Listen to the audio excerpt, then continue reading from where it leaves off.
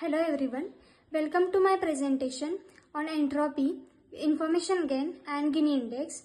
These three measures are backbone of decision tree algorithms. They helps us to decide how to split data and ultimately make better predictions. Over this slide or PPT, I will explain why these measures are needed, what they mean, how they work, their challenges and finally the key takeaways.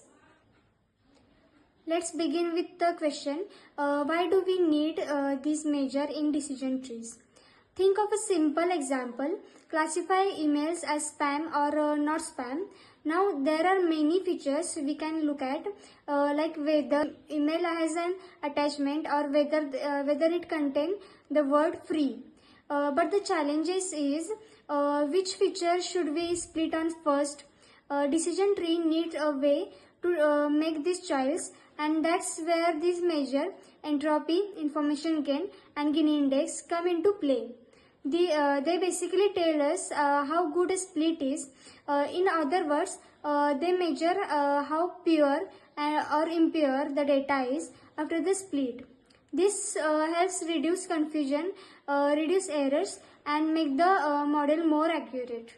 Now let's talk about what this measure actually means. First, entropy. This is measure of uncertainty or impurity. If a data set is completely mixed, entropy is high. If it is pure, entropy is low. Second, information gain. This tells us how much entropy reduces after we split on an attribute. In simple terms, it's the improvement in purity. And third is Gini index. This is another impurity measure. It's simpler, faster to compute and widely used in practice. Now here is a quick example. Suppose we have a data set where 50% emails are spam and 50% are not spam. In this case, entropy is 1, which is maximum uncertainty because the data set is perfectly mixed. But if emails are spam, then entropy becomes 0, meaning no uncertainty at all. Now let's go deeper into how this measure actually work. Imagine we have a data set of 10 students, 6 of them pass and 4 of them fail. To calculate entropy, we use the formula as given in the PPT. Here P1 is the probability of passing, which is 6 out of 10, and P2 is the probability of failing, which is 4 out of 10.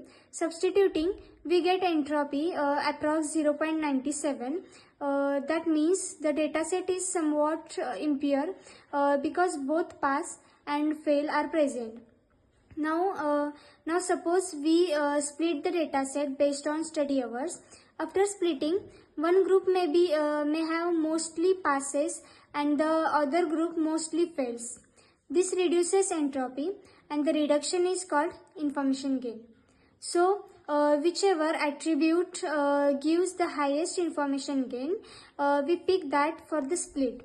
For the Gini index, the formula is Gini equal to 1 minus summation of pi square. Substituting our values, 1 minus 0.6 raised to square plus 0.4 square, the answer is 0.48. Lower Gini means higher purity. So both entropy and Gini are trying to answer the same questions. How pure is the data set after a split? The only difference is in how they measure it.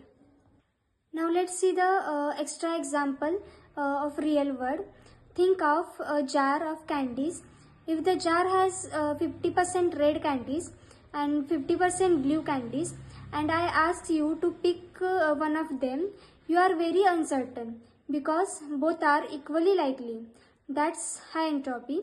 But if the jar has 90% red candies and only 10% blue candies, you are almost certain you will pick red.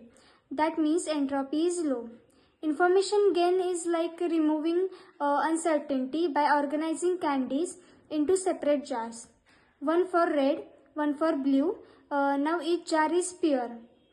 The Gini index does something similar but calculate impurity in a slightly simpler way. Now let's see the challenges of entropy, information gain and Gini index. Let's see challenges of entropy. Since it uses logarithms, calculating it can be slower for very large data set. Now let's see information gain challenges. It can sometimes be biased. For example, if we use student ID as an attribute, it may look like the best split because every student ID is unique, but it's actually useless for classification. Now let's see challenges for Gini index. While it is faster, it sometimes give a different split than entropy, but in most practical cases, the results are quite similar. So, depending on the algorithm, we need to choose wisely between speed and accuracy. Now let's summarize everything we have learned. All three entropy, information gain and Gini index are measure of impurity. Entropy and information gain are mathematically strong but little slower. Gini index is faster and widely used, especially in algorithm like CART and random forest.